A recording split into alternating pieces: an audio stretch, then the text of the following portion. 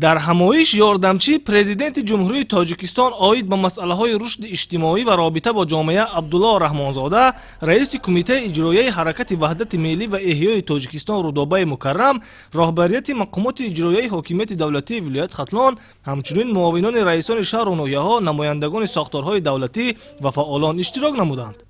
در آغاز همایش معاون رئیس ولایت وابسته با نتیجه‌های رشد اجتماعی و اقتصادی ولایت ختلان در سال سپری شده اطلاع داده ابراز داشت که فعالان و ساکنان ولایت هدایت‌ها و دستور و سپارش‌های پیشوای معظم ملت پرزیدنت جمهوری تاجیکستان محترم امامعلی رحمان را سرمشق کار همیشگی خود قرار داده سال سپری شده با دستاوردهای نظررس نایل گردیدند. ضمن سخنرانی رئیس کمیته اجرایی حرکت وحدت ملی و احیای تاجیکستان رودابه مکرم اظهار نمود که پیام پیشوای معظم ملت همچون راهنمای استراتژی تمام ساحه‌های حیات جامعه را فرا گرفته اجرای آن برای پیشرفت کشور نقش مهم می‌بازد.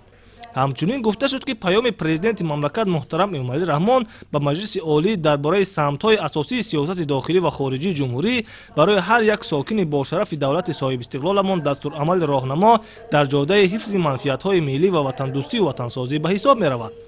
همزمان در سخنرانی خود یاردمچی پرزیدنت جمهوری تاجیکستان آید به مسئله‌های رشد اجتماعی و رابطه با جامعه اظهار نمود که در پیام پرزیدنت تاجیکستان به مجلس عالی تمام سمت و ساحه‌های اساسی جامعه تحلیل و مسئله گذاری گردیده نکته‌های در آن ابراز شده به جنبه‌های حیاتاً مهم روانه شدند. بلند برداشتن سطح نیکو احوالی مردم از راه رشد اقتصاد ملی با استفاده از تمام امکانات تکنولوژی معاصر از نکته‌های مهم پیام راهنما منشأ می‌گیرد. قید گردید که پرزیدنت مملکت در پیام با مجلس عالی همزمان وابسته به دستگیری اجتماعی جامعه که از مسئله‌های مرکزی به حساب می‌رود ابراز نظر نمودند. توجه بیشتر ظاهر نمودن به رشد اجتماعی در عین زمان با بلند برداشتن سطح معنویات جامعه نیز مساعدت می‌نماید. با این خاطر در این سمت یکچند دستور و سپارش و تکلیف و پیشنهادها بیان گردیدند. با حاضرین همزمان تاکید شد که غمخوری‌های پیشوای ملت شایسته شکرگزاری و قدرشناسی از جانب هر یک ما میباشد و قدرشناسی ما در خدمت صادقانه و صافدلانه همان به وطن افاده می‌یابد. ضمناً در ملاقات بیان شد که ما ساکنان سربلند تاجیکستان صاحب استقلال را ضرور است که در برابر بهره بردن از نکته‌های اساسی پیام پرزیدنت جمهوری تاجیکستان محترم امامعلی رحمان